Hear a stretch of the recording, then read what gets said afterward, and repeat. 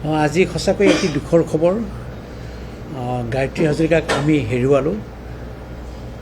Medical hospital বহুদিনৰ পৰাই তেওঁ ট্ৰিটমেণ্ট কৰি আছে, অহা যোৱা কৰি আছিলে, কিন্তু শেষত আজি 2:15 তেওঁ শেষ নিশ্বাস ত্যাগ কৰিলে। তেখেতৰ এটি দুৰাৰোগ্য ৰোগত ভুগি আছিলে বহুদিনৰ পৰা। আমাৰ নেমকেয়াৰলৈকে অহা যোৱা কৰি আছিলে। যোৱা 3 দিন আগতে তেওঁ আকৌ এডমিশ্যন হৈছিলে আমাৰ নেমকেয়াৰত। হৈ যোৱাকালি আমি ICUলৈকে ভৰ্তি কৰিলোঁ। ICUৰ পৰা আজি তেওঁৰ শেষ নিশ্বাস ত্যাগ কৰিলে।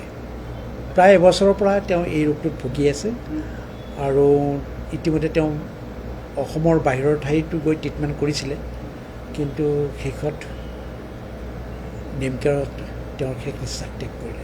হয়, আমি গোটেইখিনি পৰীক্ষা নিৰীক্ষা কৰি গম পাইছিলোঁ যে প্ৰথমতে তেওঁৰ অপাৰেশ্যন হৈছিলে।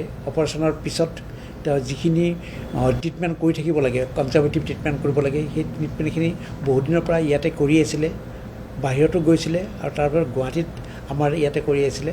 গতিকে যোৱা 3 দিনৰ পৰা তেওঁৰ অলপ বেছি চিৰিয়াছ হ'ল। হোৱাৰ পিছত নেমকেয়াৰত ভৰ্তি হৈ যোৱাকালি ICUত ভৰ্তি কৰা হৈছিলে।